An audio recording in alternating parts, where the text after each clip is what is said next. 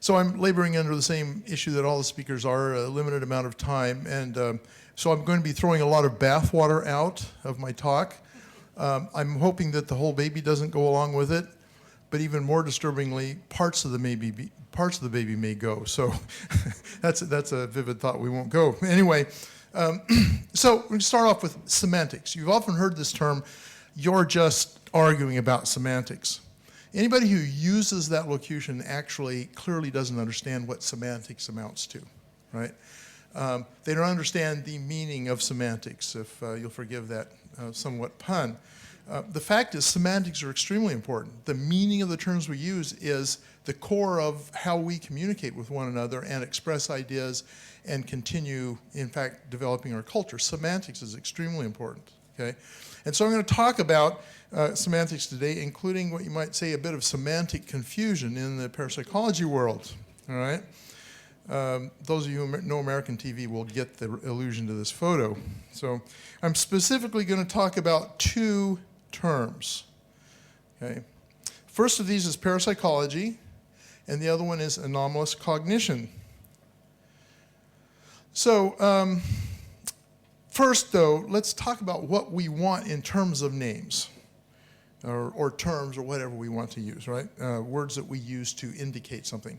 So let's start off with what's in a name. So names are associated with recognition. We know what the name means. We hope we know what the name means, or the term, substitute term and name independently here.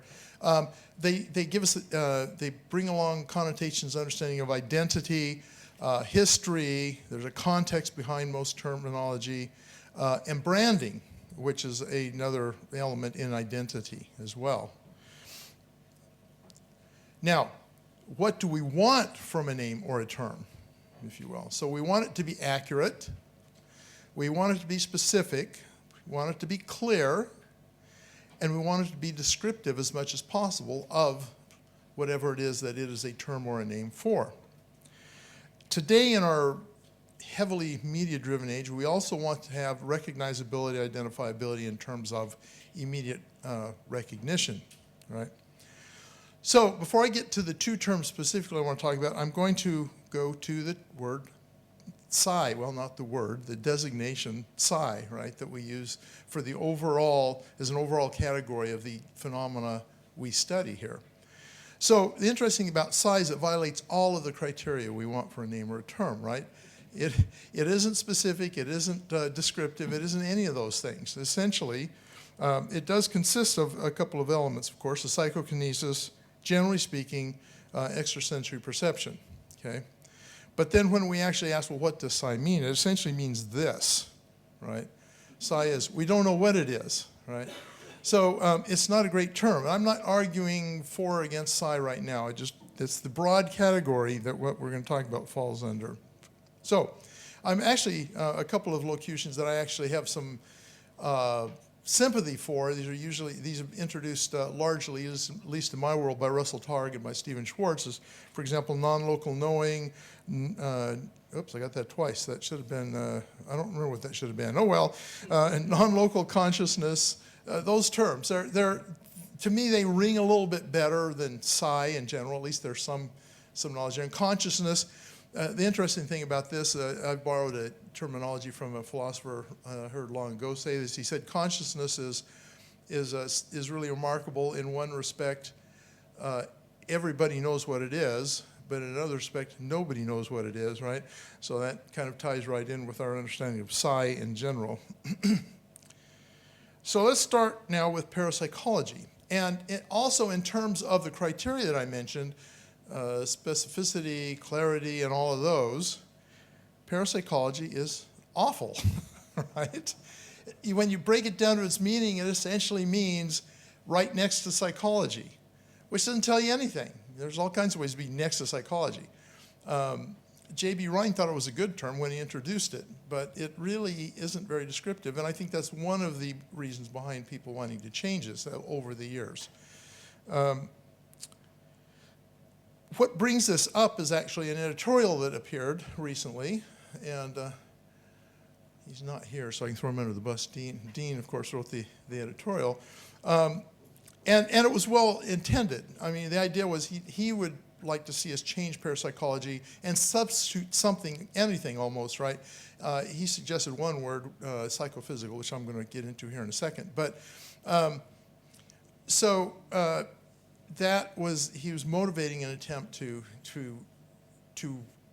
kind of change how we talk about ourselves, how we change. That would involve, of course, changing the organization and all those and what we study and everything else.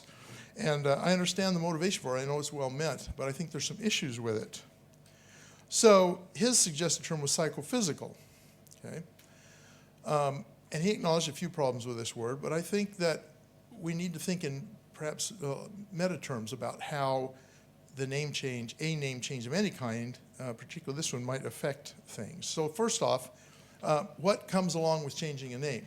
Issues are, for example, branding as opposed to rebranding.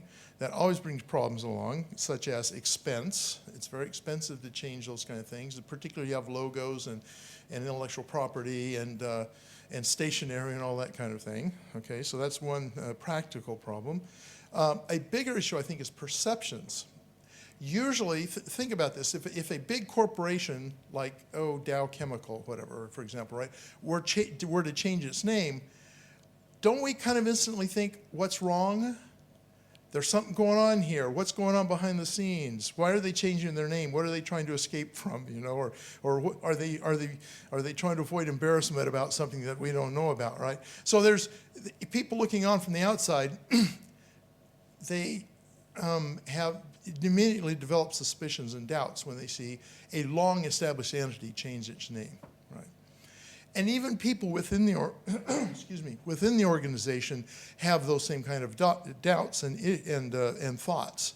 So there can be an expense there that's in public relations terms, where even if there isn't anything going on, people think that there is when you change a name that's been around for a long time. The problem is, of course, that the suggested alternatives also violate most of these same principles that parapsychology does. Think about the one that suggested. Now, to be fair to Dean, he also suggested that if somebody else had a better term than psychophysical, he's willing to entertain it.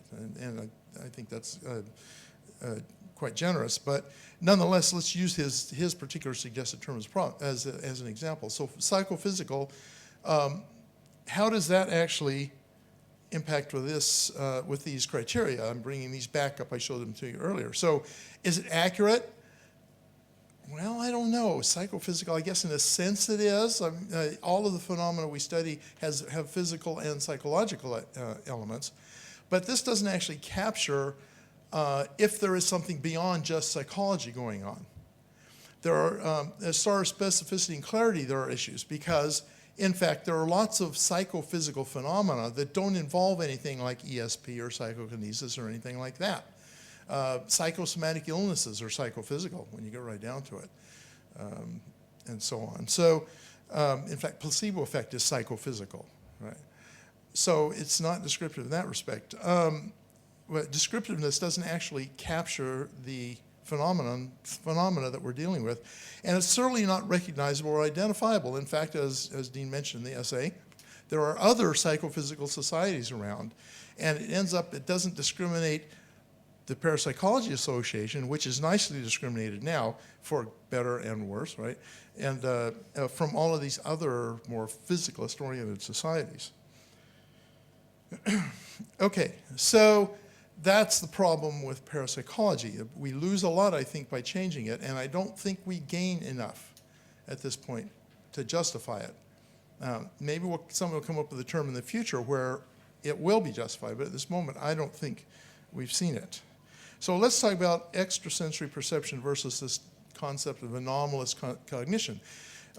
Anomalous cognition was introduced back in '92 in a classified paper involving the Stargate project, and has been more and more increasingly used. And there are some value to it, at least perceived when it was introduced. The one is it appears to be less theory-laden, and the second is it's more acceptable in the mainstream community. I suggest in one respect it gets more acceptable because, perhaps because nobody actually knows what it means when they first hear it, but we'll get to that. So here are the problems with this particular terminology. First, anomalous is overly broad. As Steve Browdy mentioned in an editorial a long time ago. He argued that there are lots of things that are anomalously cognitive, like there's the anomalous state, such as the one time, I think he used the example, the one time this well-balanced, otherwise well-balanced person suddenly had an urge to throw herself over a cliff, managed to not do it, and went on with her life. Okay, that one aberration was an anomalous experience for her, right? But it isn't what we would call a parapsychological event. Right? It's just, as far as we know, it's just a weird kind of mental state that occurred. And all of us have anomalous mental states from time to time of various descriptions. So it's overly broad. If we do adopt it, then we're stuck with it, even if in the future we find out it isn't anomalous, this phenomena aren't anomalous after all.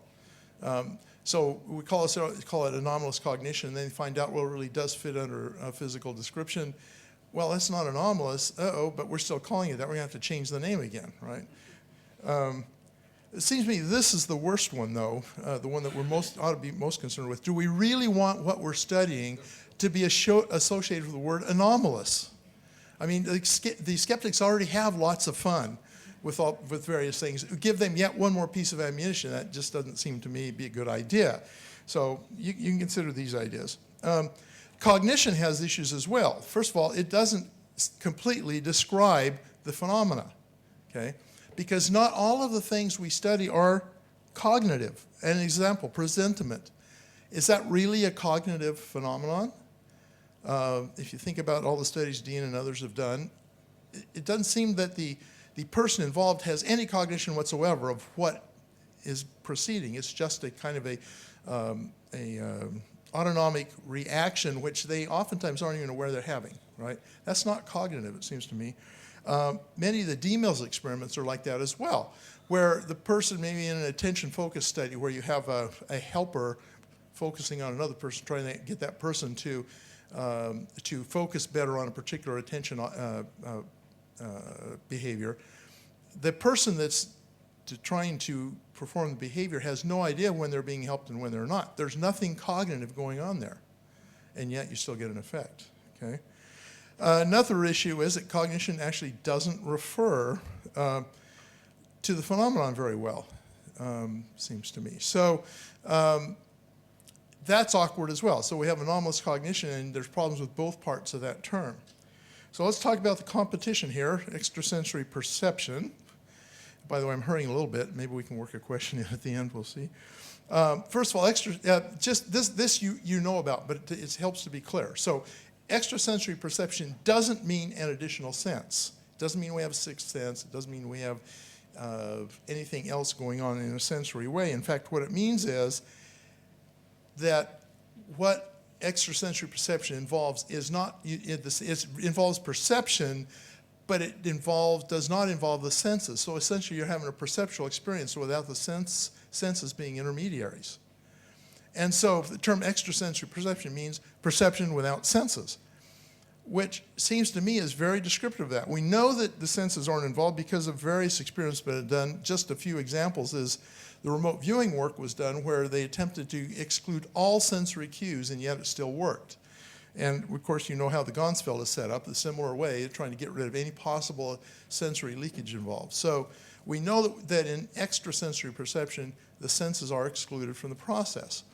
Beyond that, it doesn't make any assumptions as to cause, theory, underlying mechanism, anything like that. It's just perception rather than sensors involved. It's very descriptive.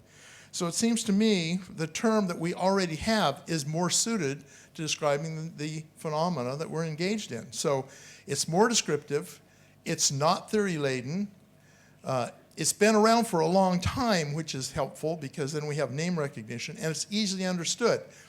And when I say easily understood, I understand there's a lot of folks out in the real world, if you will, who think extrasensory means you have an extra sense.